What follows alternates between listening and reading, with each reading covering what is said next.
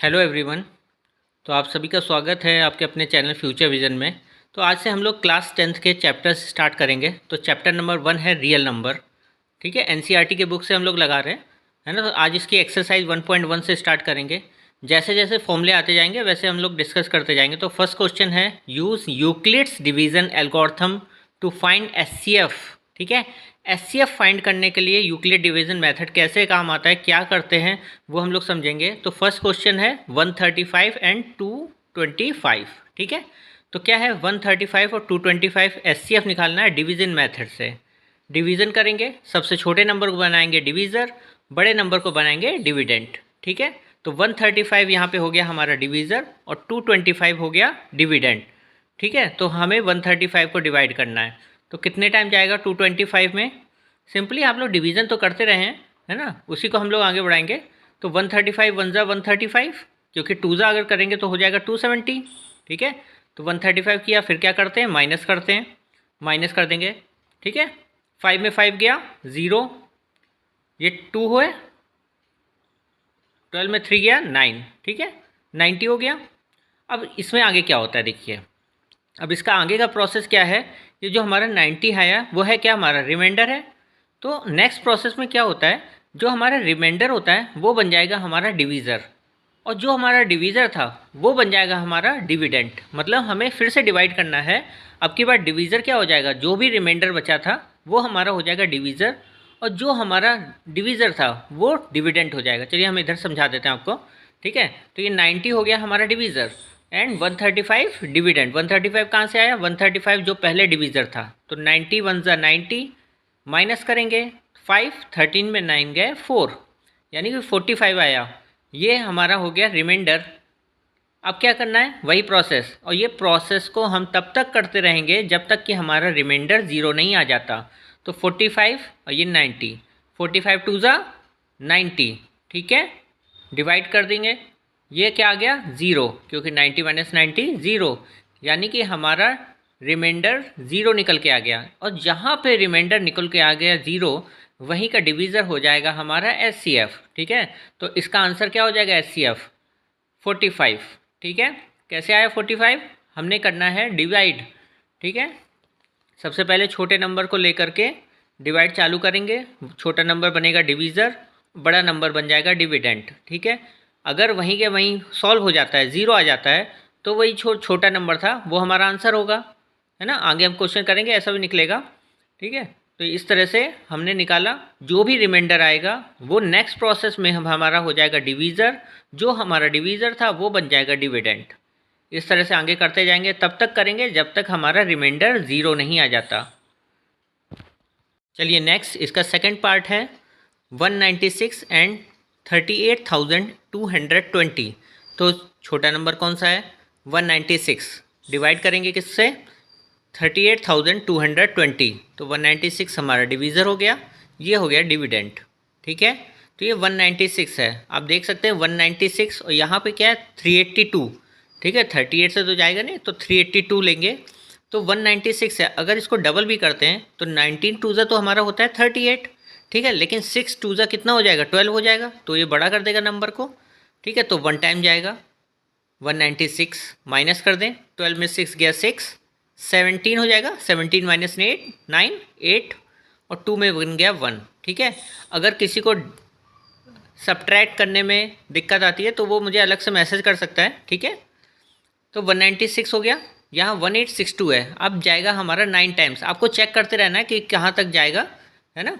तो ये 9 टाइम जाएगा, तो 9 6 ज़ा 54, 5 कैरी ओवर गया, 9 9 ज़ा 81 प्लस 8 86, 8 कैरी ओवर, 9 1 ज़ा 9 प्लस 8 17।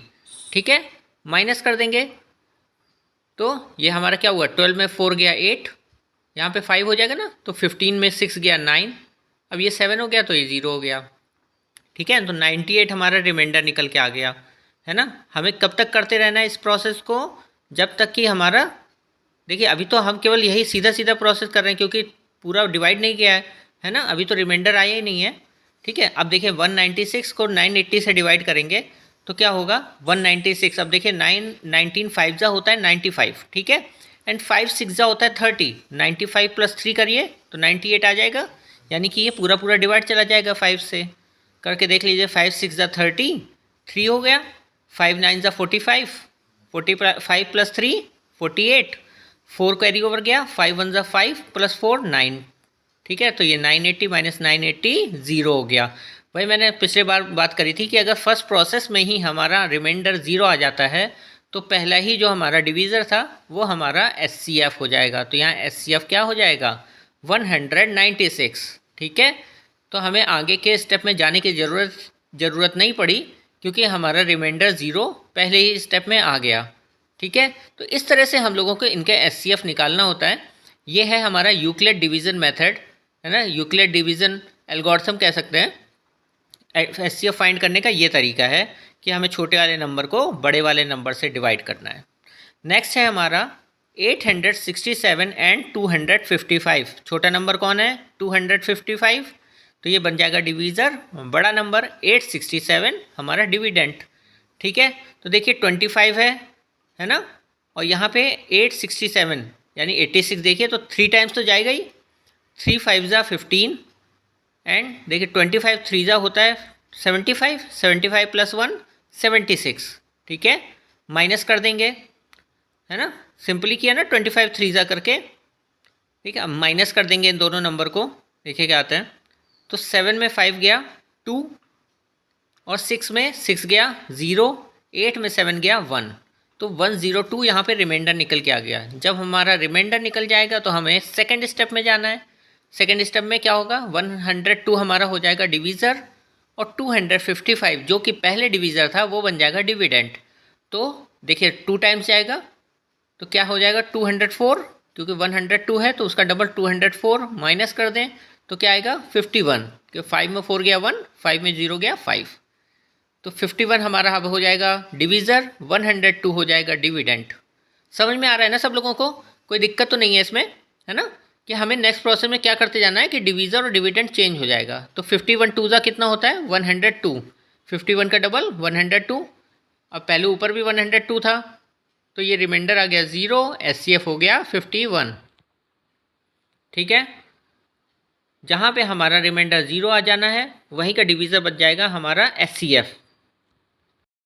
चलिए क्वेश्चन नंबर 2 लगाते हैं। तो क्वेश्चन नंबर 2 क्या कह रहा है कि show that any positive odd integer is of the form 6q + 1, 6q + 3, 6q + 5 where q is some integer. q कोई इंटीजर है, उसके लिए कोई पॉजिटिव ऑड इंटीजर किस फॉर्म में होना चाहिए, 6q + 1, 6q + 3 और 6q + 5 में होना चाहिए। ठीक है, इंटीजर्स क्या होते हैं पता है ना आपको, सब नेगेटिव इंटीजर्स होते हैं, पॉजिटिव इंटीजर्स होते हैं। यूक्लिड थ्योरम जो है वो क्या कहती है, a = bq + r। जैसे आपने रिमाइंडर थ्योरम में भी पढ़ा रखा है, यहाँ पे r क्या होता है, r की क्वालिटी होती है ना कि r जो है वो 0 से बड़ा होगा या 0 होगा। ठीक है, 0 या 0 से बड़ा होगा, लेकिन जो डिवीज़र है उससे हमेशा छोटा होगा। यहाँ पे डिवीज़र क्या है, डिवीज़र है b। ठीक है, r है रिमाइंडर और a क्या है डिविडेंट। ठीक है, हमें तो वैल्यू चाहिए, तो यानी a हमारा डिविडेंट हमें निकालना है ना। b क्या है हमारा डिवीज़र, q क्या होता है कोशिएंट होता है। ठीक है, r होता है हमारा रिमाइंडर।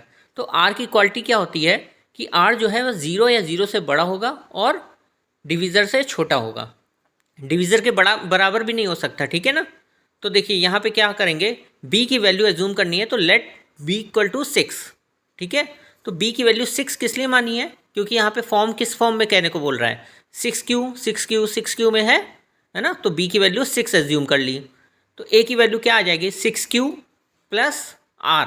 अब r देखिए क्या क्या हो सकता है, r हो सकता है 0 हो सकता है ना, क्योंकि मैंने क्या बोला r जो होगा वो 0 होगा या फिर 0 से बड़ा होगा लेकिन 6 से छोटा होगा। देखिए क्या क्या हो सकता है, 6q + 1 हो सकता है, 6q + 2 हो सकता है। देखिए r की वैल्यू हम लोग लिख लेते हैं, 0 हो सकता है, 1 हो सकता है, 2 हो सकता है, 3 हो सकता है, 4 हो सकता है, 5 हो सकता है, बट 6 नहीं हो सकता क्योंकि b की वैल्यू 6 है। ठीक है, तो 6 से छोटा होना चाहिए, तो 6 से छोटा यहाँ पे 5 तक हो सकता है। अब देखिए यहाँ पे लिख लेते हैं, 6q + 0 हो गया, 6q + 1, 6q + 2, 6q + 3, है ना, 6q + 4 हो जाएगा, और डिविडेंड और क्या हो सकता है 6q + 5। ठीक है, यहाँ तक हो सकता है। है ना। अब ये क्वेश्चन जो कह रहा है हमें ऑड इंटीजर्स, ध्यान दीजिएगा, ऑड इंटीजर्स की बात कर रहा है। तो देखिए 6q + 0, क्या ये ऑड है कि इवन है? देखिए 6q है, 6 के साथ मल्टीप्लाई है किसी नंबर का, 0 तो हट गया, है ना। तो 6 का टेबल अगर आपको लोग पता है, 6 1 जा 6, 6 2 जा 12, 6 3 जा 18, 6 4 जा 24, या कितना भी करते जाएं, कोई नंबर ऐसा है 6 की टेबल में जो ऑड में हो? नहीं है ना, क्योंकि 6 का किसी भी नंबर से मल्टीप्लाई करें तो ये इवन नंबर ही आएगा। इवन का अगर किसी भी नंबर, चाहे आप इवन से मल्टीप्लाई करिए चाहे ऑड से मल्टीप्लाई करिए, वो हमेशा इवन नंबर ही होता है। तो यानी कि 6q जो हो गया इवन नंबर हो गया, ठीक है। अब देखते हैं 6q + 1, कोई इवन नंबर आया है ना, 6q हमारा इवन नंबर आया, ठीक है। उसमें हम 1 को ऐड करना है, तो हमें इवन में ऑड नंबर ऐड करना है। 1 क्या है? एक ऑड नंबर है ना। जैसे 6 + 1 क्या हो गया? 7, 6 2 जा 12, 12 + 1 क्या हो गया? 13, 6 3 जा 18, 18 + 1 क्या हो गया? 19। तो सारे ऑड नंबर ही मिल रहे हैं, है ना। ये भी आप लिख सकते हैं कि even plus odd equal to हमेशा क्या होता है? ऑड नंबर, ठीक है। और इवन प्लस इवन हमेशा क्या होगा? एक इवन नंबर होगा, ठीक है। इसी तरह ऑड प्लस ऑड हमेशा इवन नंबर होता है, ठीक है। इस क्वेश्चन में तो उसका यूज़ नहीं है, लेकिन इन दोनों का यूज़ पड़ेगा। तो इवन प्लस ऑड क्या हो गया? एक ऑड नंबर हो गया, क्योंकि 6q हमारा इवन नंबर था, तो 6q plus even plus odd क्या हो गया? Odd. Even plus even even number हो गया, ठीक है। इसी तरह इवन प्लस ऑड नंबर हो गया। फिर 6q + 4, तो even plus even even number हो गया। और 6q + 5 इवन प्लस ऑड एक ऑड नंबर हो गया, ठीक है। तो यहाँ से हमें पता लग गया कौन कौन से ऑड नंबर हैं। तो 6q + 1, 6q + 3 और 6q + 5 ये हमारे ऑड नंबर हैं, जहाँ पे q एक कोई इंटीजर है, ठीक है। यही हमें प्रूव करना था। यहाँ इससे यही निकल के आ गया कि 6q + 1, 6q + 3 और 6q + 5 एक ऑड नंबर्स हैं, ऑड इंटीजर्स हैं, ठीक है। तो इन क्वेश्चन को इसी तरह करते हैं, है ना। थ्योरम ये कहती है a = bq + r, जहाँ पे r की वैल्यू हमें रखनी है। r जो है हम जो भी b एज्यूम करेंगे उससे छोटा होगा, लेकिन 0 या 0 से बड़ा होगा, ठीक है। चलिए, तो हमारा थर्ड क्वेश्चन है, an army contingent of 616 members, 616 members का आर्मी कंटिजेंट है, इज टू मार्चिंग होती है ना, अपने 15 अगस्त और 26 जनवरी को देखी होगी। तो मार्च करना है बिहाइंड एन आर्मी बैंड है 32 मेंबर्स का एक आर्मी बैंड। परेड देखिए ना, परेड में 32 मेंबर्स या कितने भी मेंबर्स का एक आर्मी बैंड चलता है, उसके पीछे क्या होती है? आर्मी चलती है। तो इसी तरह की चीज है कि 616 मेंबर्स की आर्मी कंटिजेंट है ना, उसको 32 मेंबर्स का एक बैंड है, उसके पीछे परेड करनी है, उसके पीछे बिहाइंड है ना, उसके पीछे परेड करनी है। तो इसमें क्या कह रहा है कि 2 groups are to march in same number of column, ठीक है, सेम नंबर ऑफ कॉलम में मार्च करना है, ठीक है। What is the maximum number? अब देखिए कहीं पे भी जब पूछ लिया मैक्सिमम नंबर, है ना, maximum number of column which they can March, maximum जब जहां पूछ लिया वहां पे क्या होगा? हाईएस्ट। यहाँ पे वही तो बात कह रहा है कि क्या हाईएस्ट कॉमन फैक्टर, मतलब क्या हाईएस्ट कॉमन नंबर्स कॉलम के होंगे कि विच दे कैन मार्च, है ना। तो हमें क्या निकालना पड़ेगा? 616 और 32 का एचसीएफ, जो हमारा एचसीएफ निकलेगा वही हमारा आंसर हो जाएगा, ठीक है। तो क्या है? 616 और 32 मेंबर्स का, इन दोनों का हमें क्या निकालना पड़ेगा? हमें निकालना पड़ेगा एचसीएफ ऑफ 616 एंड 32, ठीक है। अब जैसे हमारा चैप्टर है यूक्लिड डिवीजन एल्गोरिथम, तो हम इसी प्रोसेस से इनका एचसीएफ निकालेंगे, ठीक है।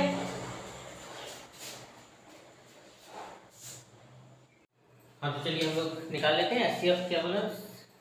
एचसीएफ निकाल लेते हैं। 616, ठीक है, ये हमारा डिविडेंड हो जाएगा, और 32 ये हमारा डिवीजर हो जाएगा, ठीक है। 32 1 जा 32, ठीक है, माइनस करेंगे, ये आ गया 29, यहाँ से 6 उतार लेंगे, है ना, 296 हो गया। अब कितने टाइम जाएगा? देखिए 3 9 जा 27, 9 2 जा 18, यानी कि 9 टाइम चला जाएगा। तो 9 2 जा 18, 8 आ गया, 1 हो गया, 9 3 जा 27, 27 + 1 28, माइनस कर दें, कितना हो जाएगा? 8, बाकी तो 0 हो जाएगा, 8 हो गया। अब ये देखिए यहाँ वाला प्रोसेस खत्म हो गया, 8 हमारा रिमाइंडर आ गया। अब नेक्स्ट स्टेप में क्या होता है, हमारा रिमाइंडर बन जाता है डिवीजर, और जो हमारा डिवीजर होता है वो हमारा बन जाता है डिविडेंड। 8 4 जा 32। इसी सेकंड प्रोसेस में हमारा रिमाइंडर क्या आ गया, 0। जहां रिमाइंडर 0 आ जाए वहां पे हमारा डिवीजर जो होगा वो बन जाएगा हमारा एचसीएफ। ठीक है, तो इसका एचसीएफ क्या बन गया, 8। ठीक है,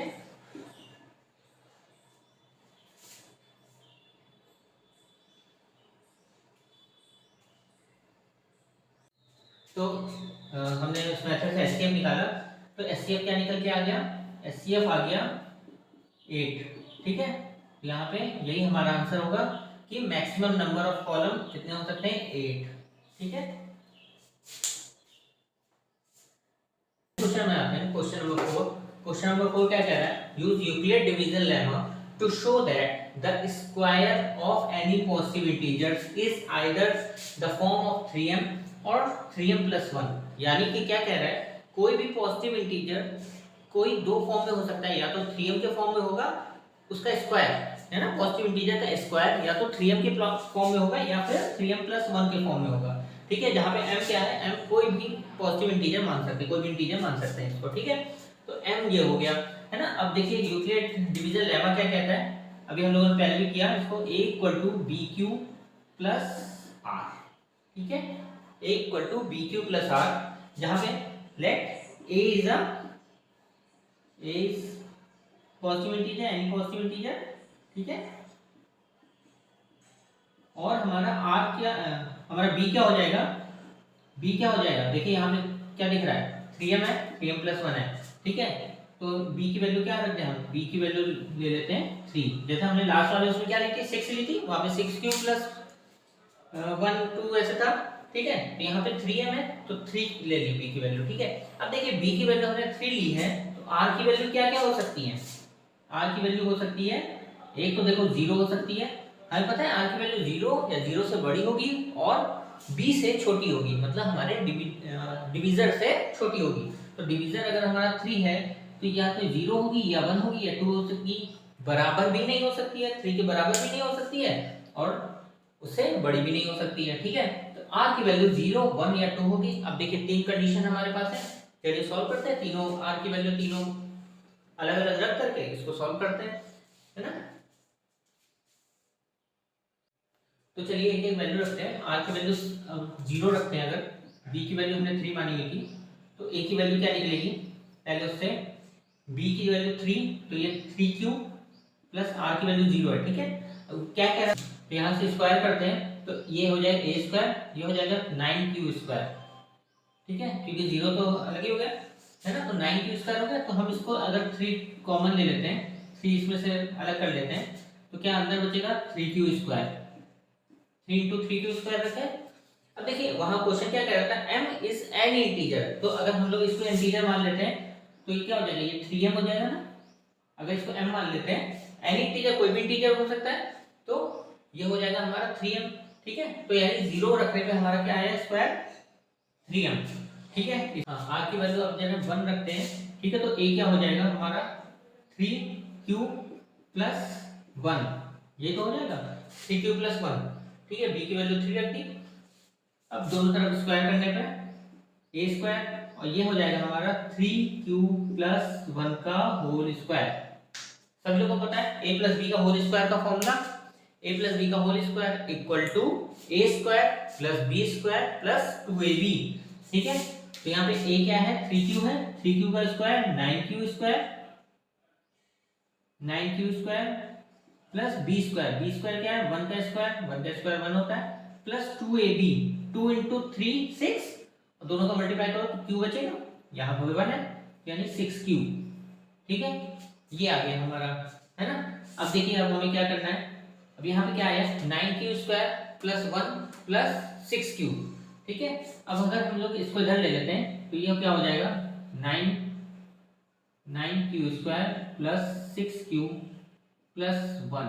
ठीक है, हम लोग इनमें से क्या करें, 3 कॉमन ले लीजिए, 3 कॉमन ले लेते हैं तो क्या बचेगा, यहाँ पे अंदर बचेगा 3q स्क्वायर प्लस 2q, ये तो बचेगा। अगर 3 कॉमन ले लें तो 3q स्क्वायर प्लस 2q बचेगा, ये प्लस का 1, ठीक है।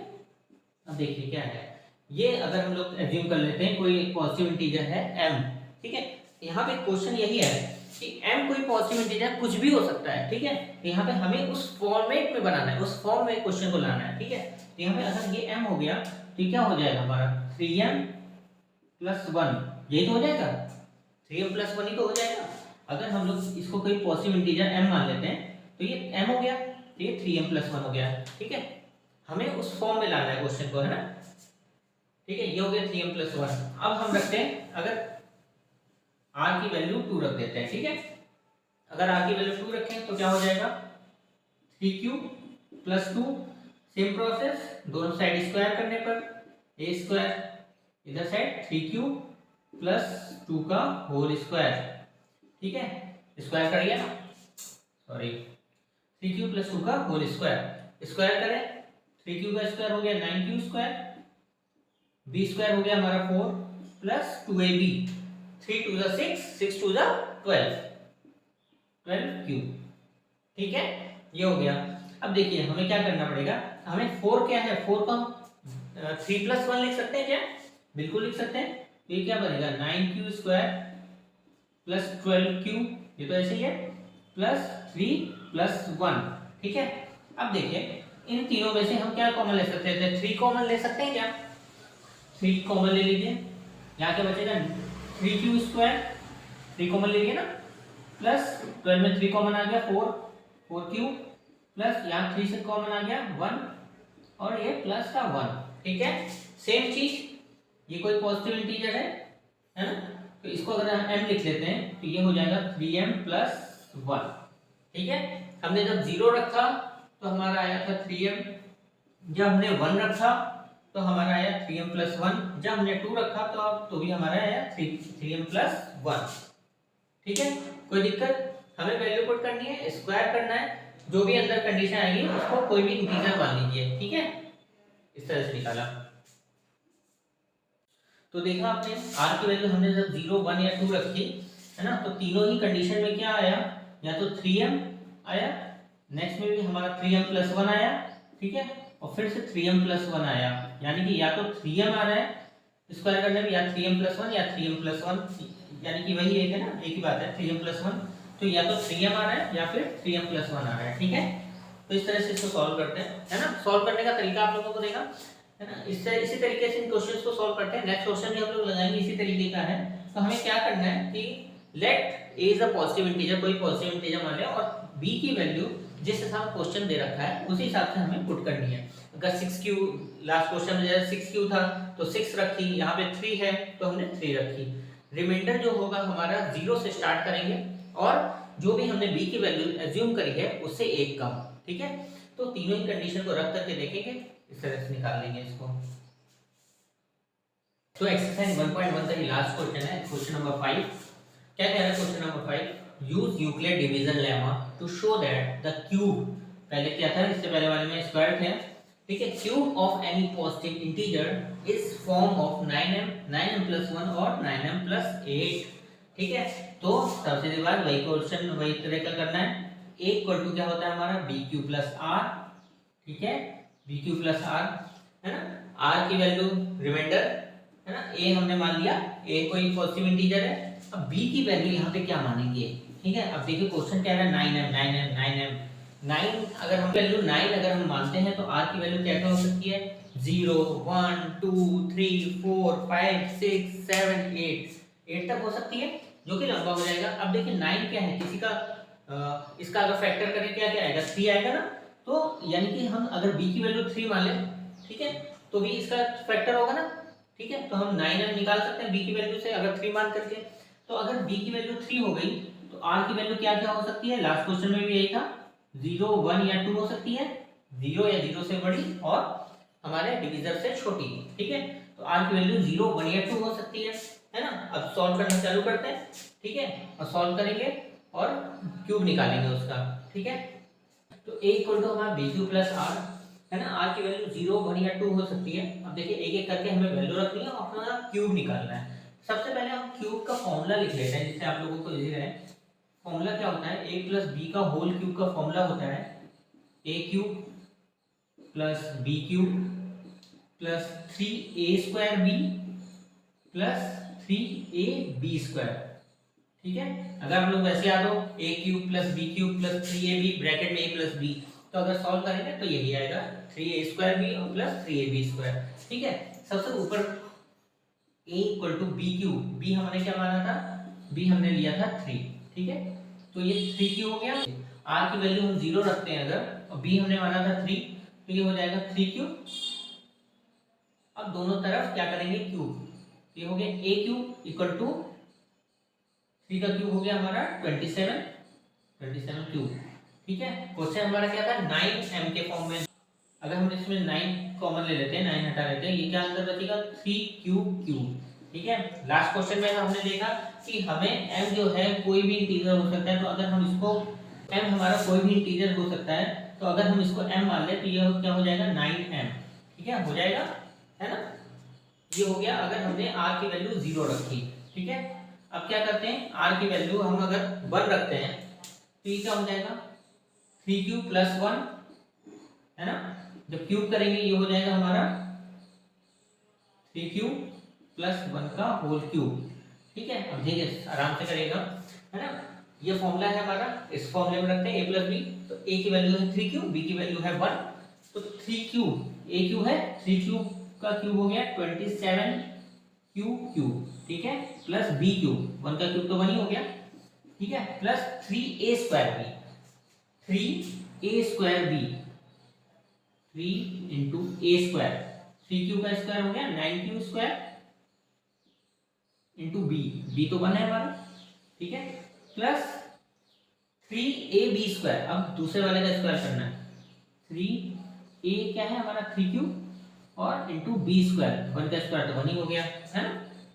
अब देखिए इसको लिख लेते हैं, ये क्या हो गया 27 क्यूब प्लस 1 को हम बाद में लिख लेंगे, 9 3 जा 27 क्यू², 1 है, 1 इंटू 9 9, 9 इंटू 3 27 क्यू² प्लस 3 3 जा 9, 9 इंटू 1 9, 9 क्यूब। ठीक है, ये लास्ट में क्या प्लस 1। अब क्या करेंगे, अब देखिए इन तीनों में से हमें 9 कॉमन दिख रहा है, 9 ले लेते हैं हम कॉमन, तो अंदर क्या बचेगा यहाँ पे 9 3 जा 27 होता है, तो 3 क्यू का क्यूब, है ना, 27 क्यू² है, तो 3 क्यू स्क्वायर प्लस 9 क्यू है, 9 कॉमन आ गया है, तो क्यू बचा प्लस का 1। फिर से देखिए ये कोई भी पॉजिटिव इंटीजर हो सकता है, अगर हम इसको m मान लेते हैं तो ये हो गया हमारा 9m और प्लस का 1 है साथ में, तो प्लस का 1। ठीक है, दूसरा वाला हमारा निकल के आ गया जब हमने r की वैल्यू 1 रखी, है ना। समझ में आया सभी लोगों को, कोई दिक्कत तो है नहीं इसमें, है ना। अब तीसरा निकालते हैं, अगर r की वैल्यू हम लोग 2 रख देते हैं तो क्या होगा, r की वैल्यू अगर 2 रखते हैं तो ये हो जाएगा 3 क्यूब प्लस 2। ठीक है, और 3 क्यूब प्लस 2 का होल क्यूब करेंगे उसी तरीके से जिस तरह से अभी कोई किया, फॉर्मूले में फिट करना है। तो a का क्यूब 3 क्यूब का क्यूब हो गया 27 क्यूब प्लस b का क्यूब 2 का क्यूब हो गया 8। ठीक है, plus 3a² b 3a², 3 cube का स्क्वायर 9 क्यू² इंटू b की वैल्यू है 2 प्लस 3a² b, a की वैल्यू है हम 3ab², a की वैल्यू है हमारे 3 क्यूब और b हो जाएगा 2 का स्क्वायर 4। ठीक है, सॉल्व करिए तो ये हो जाएगा हमारा 27 क्यूब प्लस 8 हम बाद में लिखेंगे, 9 3 जा 27, 27 2 जा 54 क्यू² हो जाएगा 54 क्यू² प्लस 3 3 जा 9, 9 4 जा 36 क्यूब प्लस का ये जो हमारा 8 था वो हो गया। ठीक है, फिर से वही चीज हम क्या कॉमन ले सकते हैं, 9 कॉमन ले लेंगे पूरे में से, तो ये क्या बचेगा 3 क्यूब प्लस 9 कॉमन आ गया तो 6 क्यू² प्लस 4 क्यूब। किसी कोई दिक्कत